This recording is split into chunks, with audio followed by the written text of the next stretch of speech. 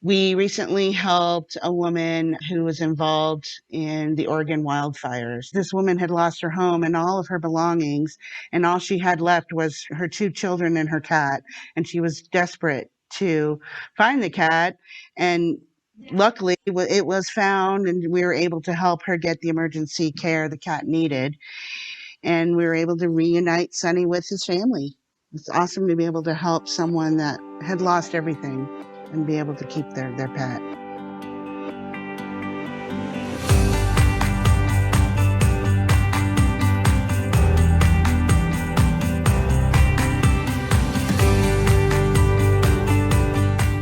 Hello, and welcome to Give a Dog a Bone. I'm Genevieve Frederick, the founder of Feeding Pets of the Homeless. Find out more about our mission and the animals we've helped. Hear the stories of insiders, volunteers, and leaders about why we do what we do and how you can make a difference. It's all here on Give a Dog a Bone.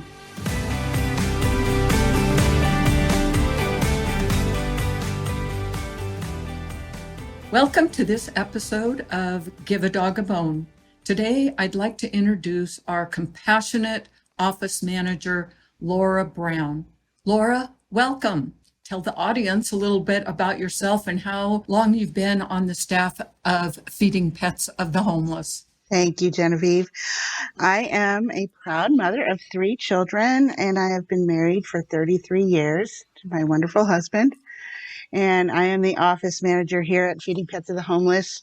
I am responsible for managing our emergency veterinary care program and overseeing our case managers and volunteer coordinator and managing the database of our clients and their pets. I also provide payments for approved treatments to veterinarians, and I oversee and report to the executive director the entire process to ensure it is running smoothly.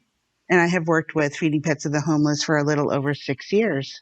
Well, Laura, you do a terrific job, and I want to know what working here has meant to you. Working here is very fulfilling to me because I myself have experienced the human-animal bond with my pets ever since I was about 4 years old. And I have felt the love that my dogs over the years have given me, and they're like one of my children. And I know how important a pet is in one's life. Yeah, I couldn't agree with you more. That human animal bond for the homeless is so extraordinary. Laura, do you have a special case that you would like to tell the audience about? Well, we've had several cases where dogs have eaten towels. There was one case, a dog ate a blanket hem with a nylon thread over a foot long and aluminum foil. These obstructions stop the process. The dog cannot fully function, and we pay for the diagnostics and provide assistance for a life-saving surgery. And then this pet is able to live out the rest of their life with their homeless owner, and it's extremely touching to us to know that we have saved a pet's life. It's not uncommon for dogs to eat things that they shouldn't. I mean, we hear about that all the time. The things that the doctors have told us that they've pulled out of their stomachs is amazing. So we pay the veterinarian hospital at time of service. So we don't give the homeless any money, correct? Correct. We pre-approve all treatment for the cases after we do an intake and vet the homeless person and make sure they're homeless. And we pre-approve all treatment and pay the veterinarian directly. You know, our stats are telling me that there were over 8,400 calls last year. What are people calling about? People call to find free emergency veterinary care, to find pet food. They inquire about where they can go to a shelter that allows pets. They need vaccinations, spays, and neuters, and they're hoping to find free services available to them because they do not have the means nor the money to be able to pay. Yeah.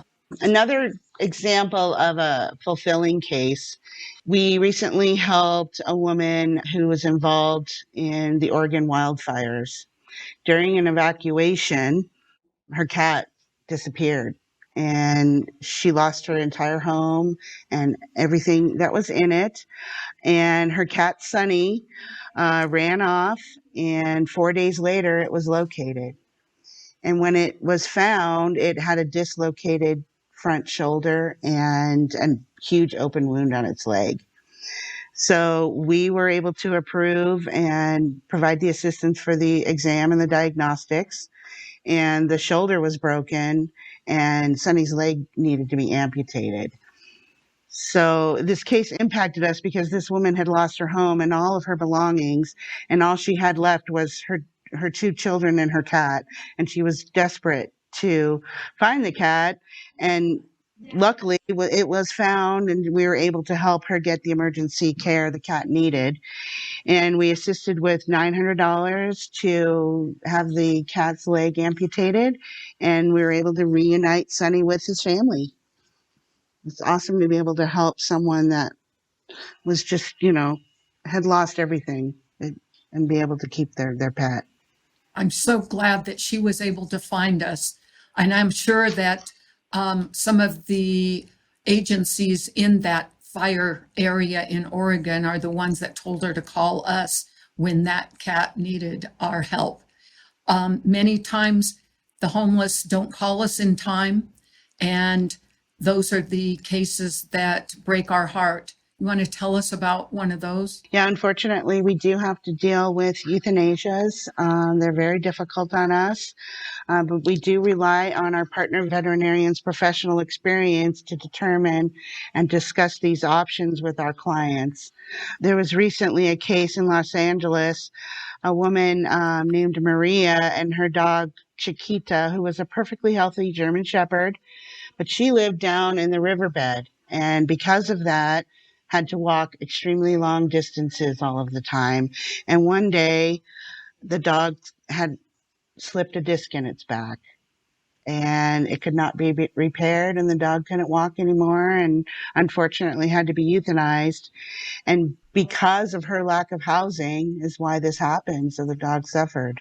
The lady also had another little dog, and we had approved some treatment for some dental extractions for this dog. And the day that the surgery was scheduled, the dog died. So, yeah, her second dog passed away just 5 days after the first. These dogs were all she had in her life, and it was a devastating loss for her.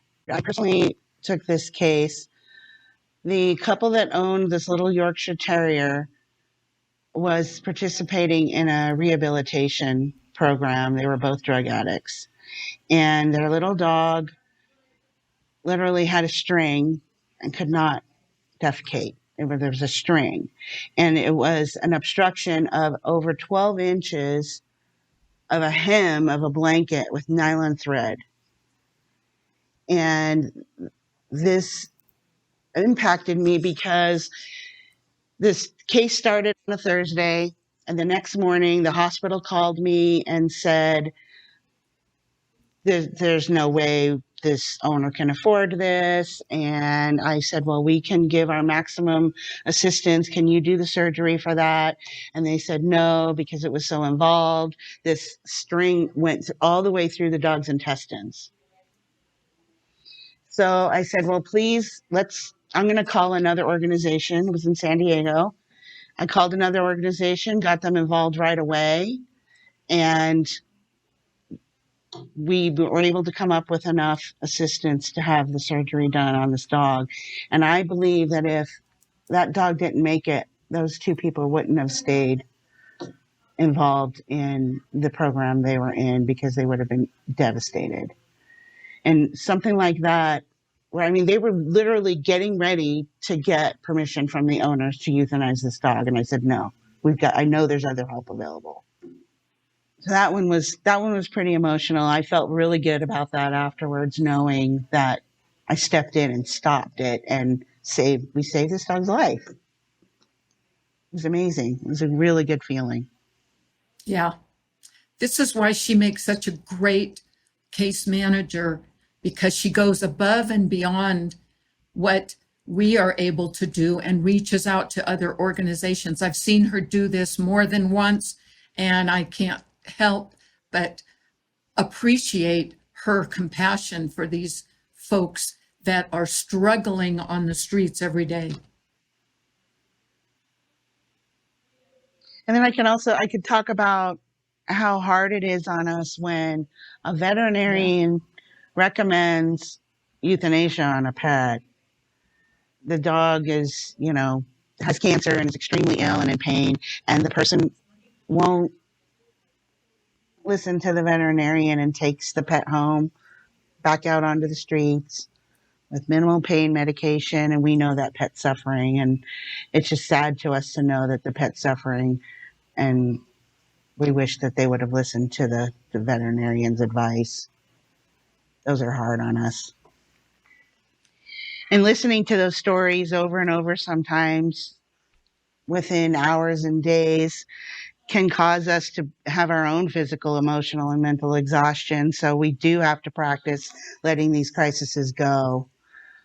I know how hard it is on our case managers to hear the anguish from the callers.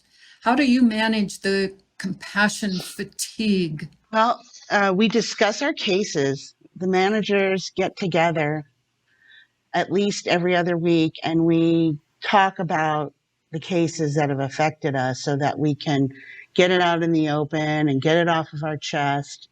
We practice breathing techniques. We sometimes have to stand up and walk away, take a walk around the block.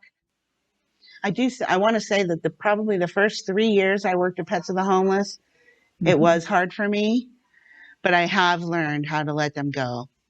And I think talking about the stories amongst each other, amongst the case managers, and with Genevieve and Renee, helps us to get it off of our chest and be able to share, to let it go. You have to let it go. Yeah, it's hard. It's hard. I can't tell you, how many times I lay awake at night thinking that I have a roof over my head and that my dog and my husband are by my side. It makes me tear up every time I hear one of these stories. Knowing every day that we've helped, maybe not every single person that has called, but enough that when we go home, we know that we did something good today. We got that good karma going on, that we know that we are helping these pets that are ill and injured and in pain. So, it's sad, but at the same time, it leaves us with that feeling that we've done something wonderful. We couldn't do this without our supporters. We don't get any or ask for any government money. This is all happens because we have supporters that donate to us, and we have private foundations that have given us grant money. What are some of the things that the people that are listening today can do to make a difference in the lives of pets of the homeless? Listeners can go to our website and make a monetary donation. Every dollar helps, even if it's just a few. We have many cases every week. I believe we're averaging 47 cases a week. They can also become a volunteer with Pets of the Homeless and recruit donation sites.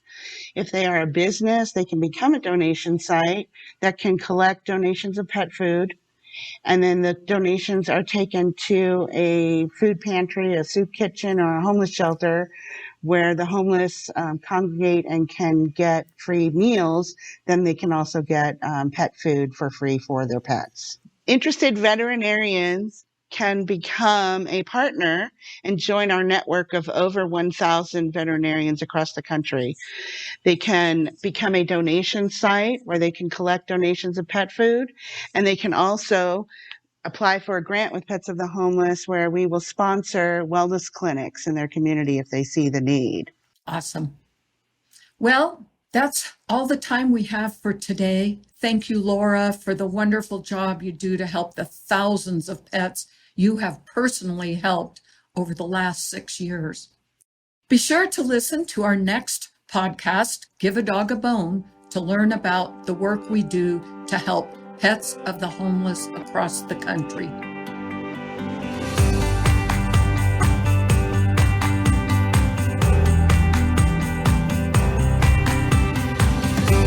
You've been listening to Give a Dog a Bone, brought to you by Feeding Pets of the Homeless.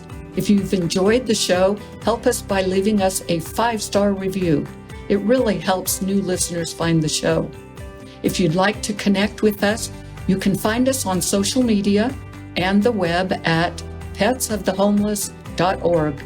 I've been your host, Genevieve. Until next time, thanks for listening.